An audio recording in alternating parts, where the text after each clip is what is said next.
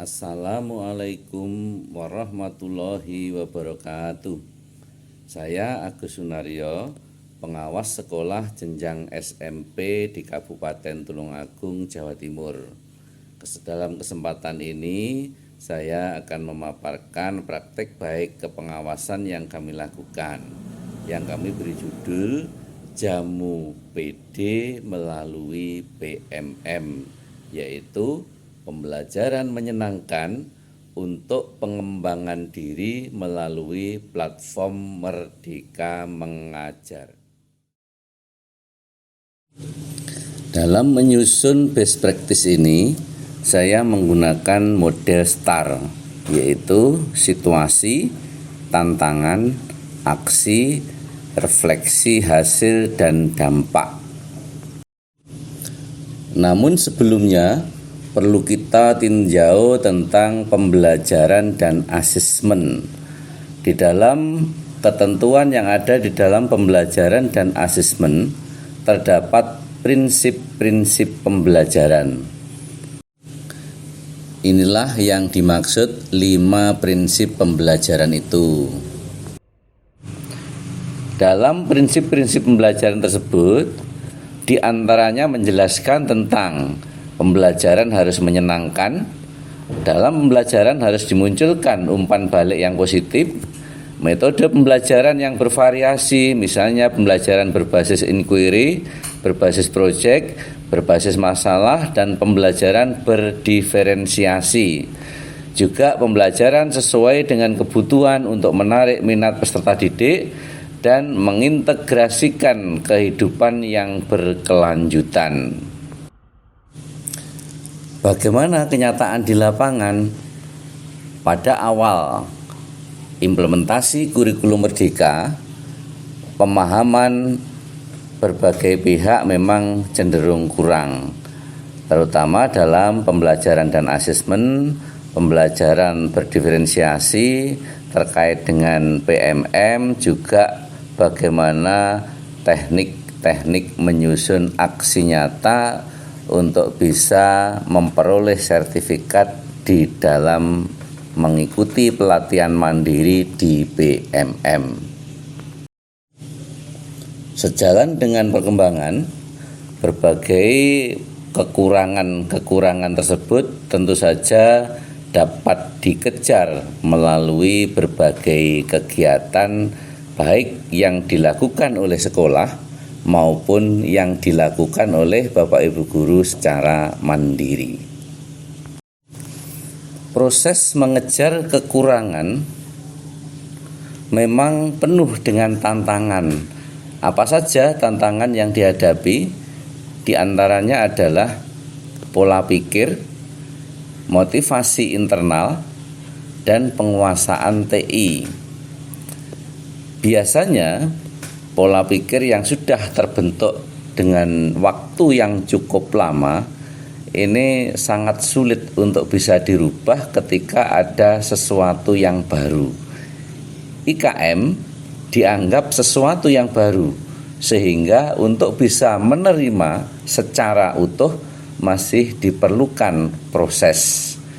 Nah, proses ini juga bisa menyesuaikan, namun juga bisa bertahan pada pendapat atau apa yang sudah diyakini sebelumnya. Sehingga merubah pola pikir atau mindset ini memang bukan pekerjaan yang mudah. Yang selanjutnya yaitu terkait dengan motivasi internal. Karena sudah merasa nyaman, kadang-kadang Bapak Ibu guru sudah sulit dan tidak mau untuk bergerak, tidak mau untuk berubah, tidak mau untuk melakukan sesuatu yang di sana menghadapi kesulitan-kesulitan atau sesuatu yang masih baru.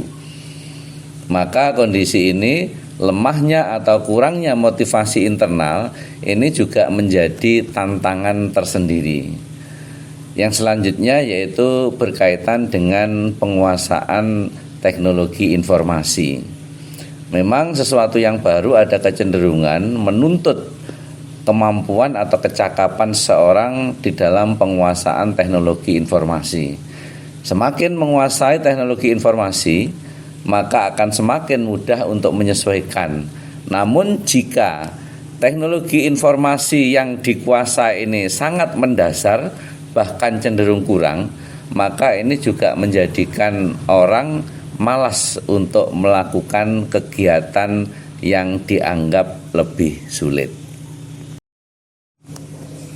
Pada model STAR selanjutnya yaitu aksi. Dalam kegiatan ini, aksi meliputi beberapa tahap. Yang pertama adalah ada tahap persiapan. Pada tahap persiapan ini yang dilakukan antara lain melakukan koordinasi dan komunikasi dengan sekolah binaan. Yang selanjutnya menyiapkan materi yang diperlukan. Yang ketiga menentukan jadwal kegiatan. Yang keempat menyiapkan instrumen dan format laporan. Kemudian yang lima melakukan refleksi dan evaluasi. Sedangkan pada tahap pelaksanaan, yaitu kegiatannya meliputi sosialisasi kepada sekolah binaan yang bentuknya dapat berupa workshop atau FGD. Hal ini disesuaikan dengan kondisi dan kebutuhan sekolah masing-masing. Setelah dilakukan kegiatan sosialisasi, maka guru melakukan pembelajaran berdiferensiasi di kelas masing-masing. Untuk mengawal bahwa guru sudah melaksanakan dengan baik, maka ada kegiatan supervisi. Supervisi ini dilakukan oleh kepala sekolah dibantu oleh staf. Setelah dilakukan supervisi, guru menyusun laporan tentang pembelajaran berdiferensiasi. Selanjutnya, guru mengikuti pelatihan mandiri di PMM dan menyusun aksi nyata. Langkah terakhir tahap pelaksanaan yaitu guru melaporkan capaian yang berupa hasil sertifikat dari pelatihan mandiri di PMM. Selanjutnya ini adalah gambar atau foto pada saat kegiatan workshop maupun FGD di beberapa sekolah binaan. Jadi kegiatan ini tidak hanya dilakukan di satu sekolah binaan, tetapi di beberapa sekolah binaan. Sekali lagi terkait dengan waktu, itu sesuai jadwal yang telah disepakati bersama, termasuk bentuk kegiatannya. Apakah workshop atau kadang-kadang disebut IHT juga, maupun kegiatan yang lain misalnya dalam bentuk FGD. Langkah terakhir model STAR yaitu refleksi hasil dan dampak. Ini contoh laporan guru dalam melaksanakan pembelajaran berdiferensiasi. Dampak dari kegiatan ini yaitu guru mampu melaksanakan pembelajaran yang memenuhi kebutuhan murid atau pembelajaran berdiferensiasi. Yang kedua, guru mulai membiasakan untuk senantiasa melaksanakan pembelajaran berdiferensiasi sesuai dengan kebutuhan murid, sehingga pembelajaran akan semakin menyenangkan. Selanjutnya, guru juga dapat melakukan pengembangan diri melalui pelatihan mandiri di PMM dan mendapat sertifikat. Yang keempat, guru juga terbiasa menggunakan sumber belajar melalui platform Merdeka Mengajar. Selanjutnya ini simpulannya. Demikianlah paparan kami dalam kesempatan ini, semoga bermanfaat.